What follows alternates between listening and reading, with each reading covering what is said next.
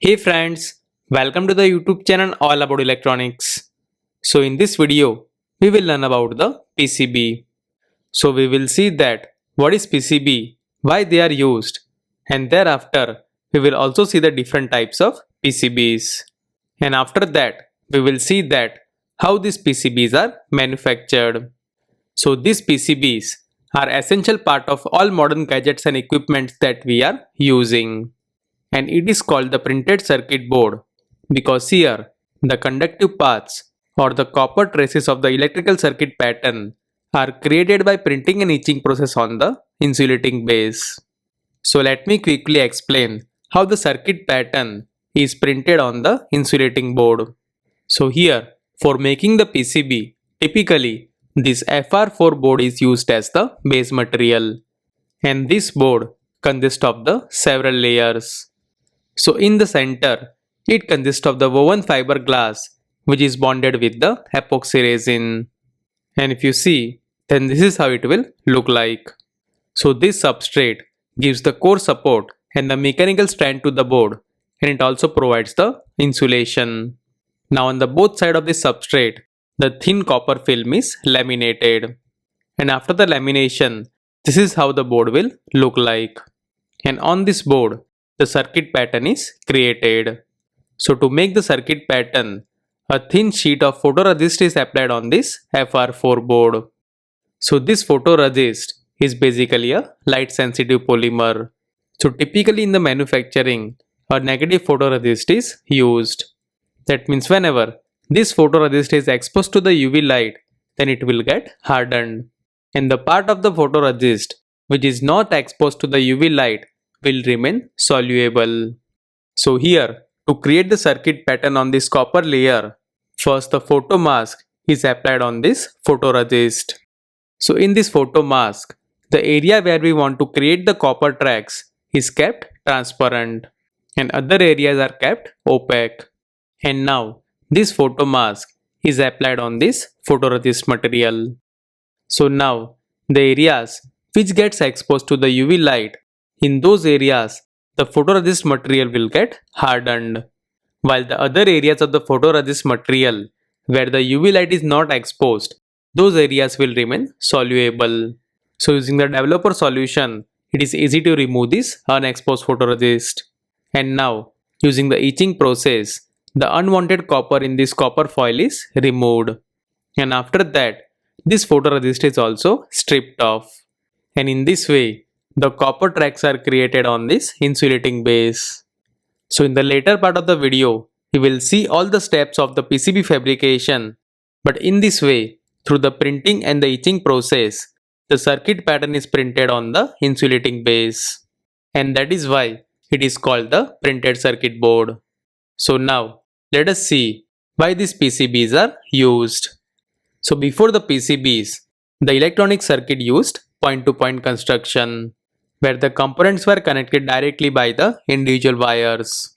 So of course, as you guess, this method was the time consuming, prone to errors, and it was difficult to repair and maintain the circuit. So this photograph shows the internals of the 1948 Motorola TV, where the components were interconnected directly with the individual wires. So as you can see, in a such case, the repair is also very difficult. On the other hand, when we use the PCB, then the design becomes quite compact and it is also space efficient. Moreover, the use of the PCB provides the enhanced reliability and the durability, because on the PCB, as the components are securely mounted via soldering, so they remain there even under the stress. Moreover, here as the PCB tracks are bonded on the board, so it always provides the stable and the reliable connection. Not only that, the use of the PCB also reduces the fabrication time and the cost, specifically in the case of mass production, because due to the standard manufacturing process, once the design is finalized, then the mass production becomes cost effective. Moreover, these PCBs also provide the superior electrical performance, and it also reduces the electrical noise significantly compared to the point-to-point connections of the components. And these are the reasons why the PCBs are the essential part of any electrical or the electronic system. So now let us see the different types of PCBs. So these PCBs are categorized in the several ways. The one of them is the based on the number of layers. So if you see the simplest one, then that is the single layer PCB, where we have a copper layer only on the one side. So we have seen that typically this FR4 board has a layer of the fiberglass, and this layer acts as a insulating layer. And on the both sides of this insulating material, the thin copper layer is laminated. But in case of the single sided PCB, the copper layer is only on the one side. So here, the components are mounted on the insulating side, while the electrical connections are routed through the copper traces on the other side of the PCB. So the single-sided PCBs are easy to design and the manufacture. Now since these boards have only one conductive layer, so these conductive paths or the copper traces cannot cross or overlap. And due to that, such PCBs are ideal only for the low density design requirement. So the single-sided PCBs are used for the low cost and the simple electronic devices such as the calculators, the LED lighting board, the power supplies and some timing circuits. Similarly, we also have the two-sided PCBs, or it is also known as the two-layer PCB. So in this case, we have a two copper layers both on the top and the bottom side of the substrate. So in this two-sided PCB, as both sides can be used for the signal routing, so it can accommodate more components. So similarly, the third type of PCB is the multi-layer PCB, where we have a more than two conductive layers. So here, since the internal layers does not occupy any component space, so these internal layers are only used for the signal routing. And that is why these PCBs provide the much more component density. So this type of PCBs are preferred where we require the miniaturization, or in the applications where we require the good signal integrity and the reliability, such as in the high speed and the high frequency applications. So this classification of the PCBs is based on the number of layers. Similarly, the PCBs are also classified based on their flexibility. So based on the flexibility, the one type of the PCB is the rigid PCB. So all the PCBs that we have discussed so far were the case of the rigid PCB. So as we have seen, these PCBs are built on the solid non-flexible substrate such as the FR4. So as it is the rigid PCB, so it retains its shape and it also provides the good mechanical stability. Then based on the flexibility, if we see the next type, then that is the flex PCB, or it is also known as the flexible PCB. So these PCBs can bend and fold in the compact spaces. So as we have seen, the base material in the rigid PCBs is the fiber reinforced epoxy resin, and because of which it remains sturdy. Similarly, in the flex PCBs, to get the required flexibility, the polyamide is used as the base material.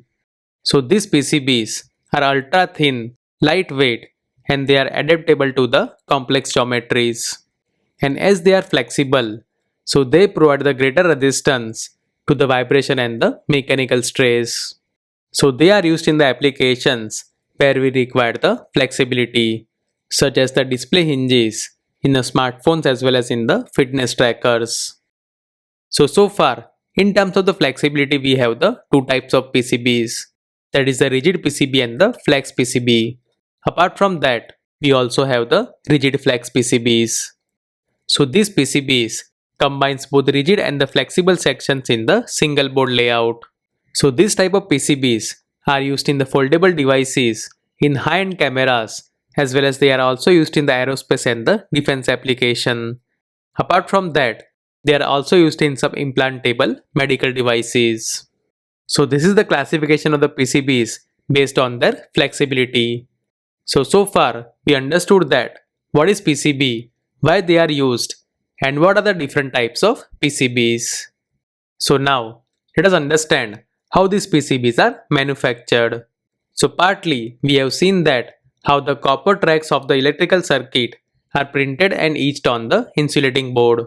But now let us understand the full process. And first, we will understand this process for the two-layer PCB. So for the two-layer PCB, first the FR4 board, which is laminated with the copper foils on the both sides, is taken, and then the required drilling is carried out. So this drilling includes the drilling for the mounting holes, the through holes for the ICs and the other components, as well as the through holes to connect the copper traces on the both sides.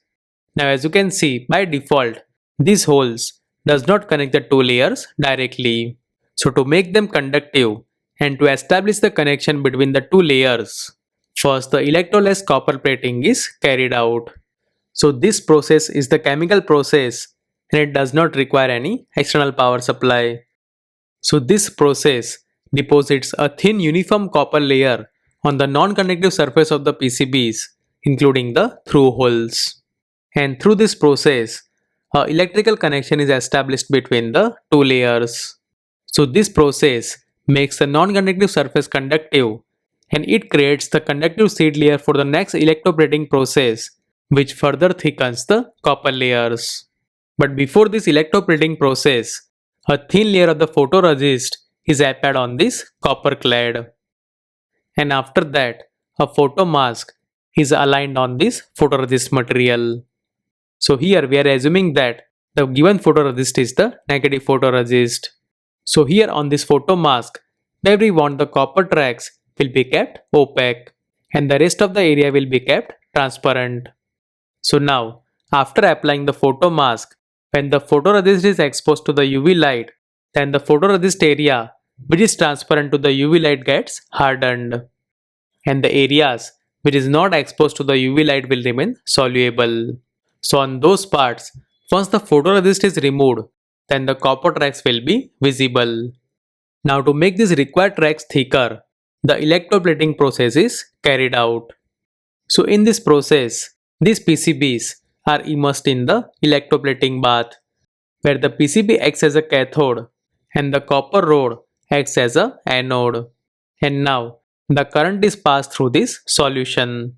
So by controlling the current and the duration of the current, a uniform copper layer is deposited on the inner walls of the through hole as well as on the areas where we need the copper tracks.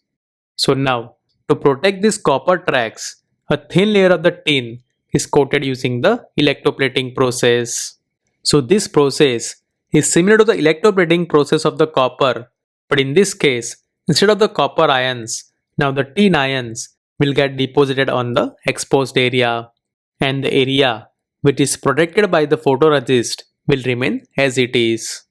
So once the copper tracks are protected by this tin layer, then to remove this unwanted copper, first the photoresist material is stripped off, and it is stripped off using the chemical process. So then after, the PCB is submerged in the alkaline etching solution, which removes all the unwanted copper that is not protected by the tin plating. And now, the insulating layer of the substrate is visible from where the copper is removed. So this process of removing the unwanted copper is known as the etching process. And after the etching process, the protective tin layer on the copper tracks is also stripped off. So now, these copper tracks are also visible. So now, to protect these copper traces from the oxidation and the environmental damage, a thin polymer coating is applied on the surface of the PCB. So this coating is known as the solder mask.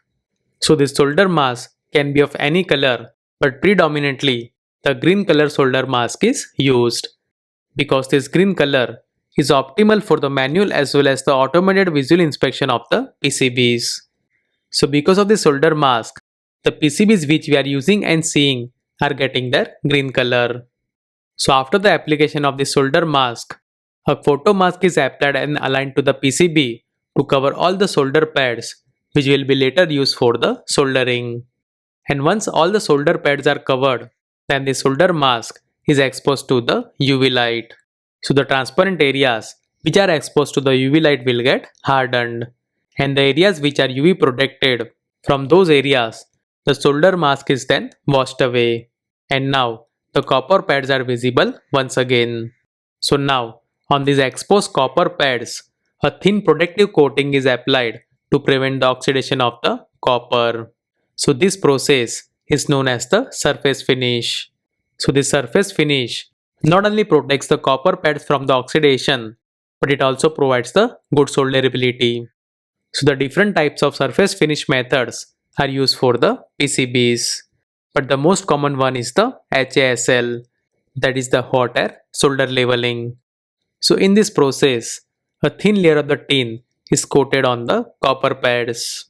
And after the surface finish, a silk screen layer is applied. So in the silk screening process, using the white epoxy ink, the component outlines, text and the logos are printed on the PCB.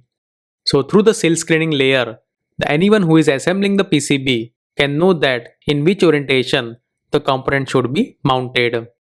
So here on the PCB, the component outlines that is shown in the white color represents the silk screen layer. And after that, if the PCB is manufactured in the automated assembly, then the flying probe test is carried out to check the continuity of the electrical connections and to find out any open or shorts in the circuit. And after that, the final inspection is carried out. So this inspection can be either a manual visual inspection or it can be automated optical inspection. And that is how the two-layer PCB is manufactured. Now if you see the multi-layer PCB fabrication technique, then most of the steps remains the same. But this multi-layer PCB also involves few more fabrication steps for making the inner layers. But the fabrication steps for the outer layer are almost identical to the two-layer PCB fabrication. So here, let us understand the fabrication process of the multi-layer PCB and let us take the example of the four-layer PCB. So as we have seen, the four-layer PCB consists of the four conductive layers of the copper that are separated by the insulating layer. So in the four-layer PCB or in general in the multi-layer PCB, the first thing that we have is the core. That is the central part of the PCB and it provides the mechanical strength and the support to the PCB. And around this core, the different copper layers are added. So here, this pre-preg acts as an insulating layer and it isolates the different additional layers that are added around the core. So first, let us see the core. So this core structure is very similar to the FR4 structure, where in the center, we have a fiber reinforced epoxy resin layer and around that, we have the two copper layers. So in a multi-layer PCB design, first this core is prepared and once it is ready, then with the help of the pre-preg, the other copper layers are bonded with the core. So here this pre-preg is a fiberglass cloth that is pre-impregnated with partially cured resin. So here this pre-preg acts as an adhesive layer and it also acts as an insulating layer between the core and the copper foils. So with the help of this pre-preg, the other copper layers are bonded with the core and once all the layers are stacked up, then this assembled stack of the copper layers is placed in a vacuum heat press machine for a lamination under the high temperature and the pressure. So at this high temperature and the pressure, the resin inside the pre-preg melts and it bonds all the layer together. And in this way, we have a single board which consists of multiple layers of the copper. So this PCB manufacturing starts with the design of the Gerber file. So here the Gerber files are a standard digital files that defines every geometric detail of the PCB's layer such as the copper traces, solder mask openings, silk screen graphics, drill locations and the board outline. So for a specific circuit design, first these Gerber files are created. And based on this created Gerber file, the DFM check is run. So here, this DFM check evaluates this Gerber and the other production files to confirm that the board can indeed be reliably fabricated and assembled with the given tolerance. And once the DFM check is alright, then first the inner layer imaging is carried out. That is the creating the circuit pattern on the core. So first on the inner layer, a thin sheet of the photoresist is applied. And typically as we have seen, a negative photoresist material is used. That means when a part of the photoresist that is exposed to the UV gets hardened, while the other part remains soluble. So after the UV exposure, the softer part is removed. So for that, first the photo mask is applied on the photoresist. Now in case of the inner layer imaging, if you see the photo mask, then that is exactly opposite to the outer layer imaging mask. So here, where we want the copper tracks, those parts are kept transparent. So after the UV exposure, those parts will get hardened. So nowadays, in many multi-layer PCB fabrication facility, instead of using the photo mask, a laser direct imaging technique is used. So here, this LDI is the advanced technique in the PCB manufacturing, where a computer controlled laser is used to create the circuit pattern on the photoresist material without using the traditional photo mask. So in this case, the PCB areas where we want the copper track is exposed using the laser, and those parts will get hardened after the UV exposure. So the softer photoresist is first removed, and then through the etching process, the unwanted copper is removed. And after the removal of the copper, the hardened photoresist material is stripped off using the alkaline chemical solution. So from the top side, before the etching and the stripping steps, this is how the PCB will look like. And once the unwanted copper is removed and the photoresist material is stripped off, then this is how the PCB will look like. So of course, here only the top side is shown, but the same process also happens for the bottom side. And in this way, the inner layer imaging is carried out in the multi-layer PCB.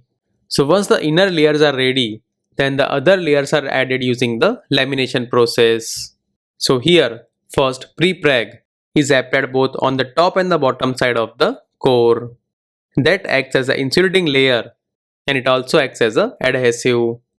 And after that, as you have seen earlier, this assembled stack is placed in a vacuum heat press machine for the lamination under the high temperature and the high pressure. So once the lamination process is complete, then the processing for the outer layer is carried out. And as we have seen, this process is very similar to the procedure that we have seen for the two-sided PCB. So we have already seen those steps, but here let me just cover them for the continuity of the process. So here, once all the layers are stacked up and laminated, then first the drilling is carried out. So this drilling is carried out for the mounting holes as well as for the components and for all the through holes which goes through all the layers of the PCB. So here, just for the representation purpose, only top layer is shown in the 3D view. So after the drilling, the next step is the desmearing, which is the cleaning process that removes the resin smear and the drilling debris from the walls of the drilled hole. And after that, this electroless copper deposition is carried out to make the non-conductive inner walls of the drilled holes conductive. So this process forms the conductive seed layer on the inner walls of the drilled holes. And after this process, a thin photoresist layer is applied. So here in this outer layer imaging, all the tracks and the copper pads where we want to do the copper plating, those regions are kept opaque in the photo mask, and the rest of the area is exposed to the UV light. So the areas that is exposed to the UV light gets hardened, and those areas where the UV light is not falling will remain soft. So from those areas, the photoresist can be removed easily. And in this way, all the copper tracks and the holes where we want to do the copper plating will be visible.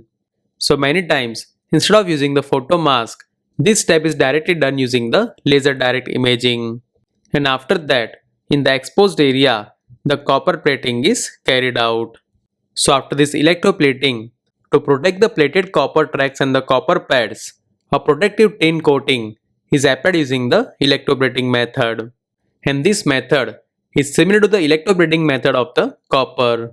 So once this protective tin layer is applied, then after that, this hardened photoresist layer is stripped off using the alkaline chemical. So now, this unwanted copper is removed using the etching process.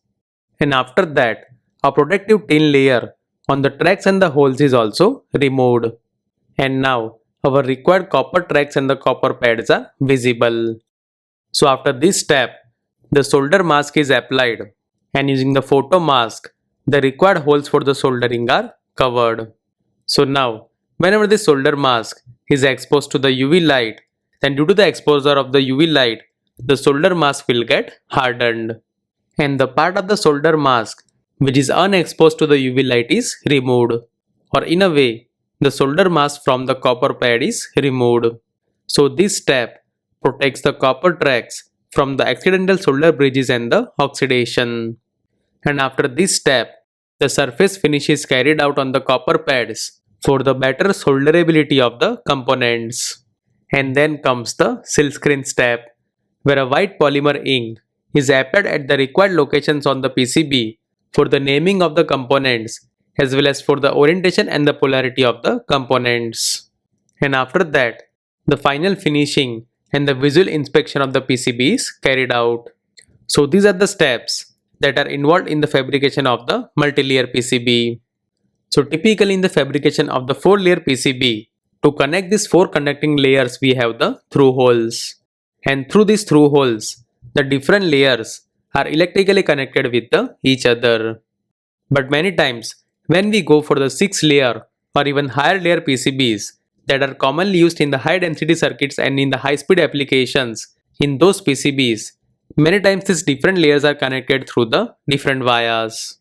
So regarding that, we will cover it in the separate video.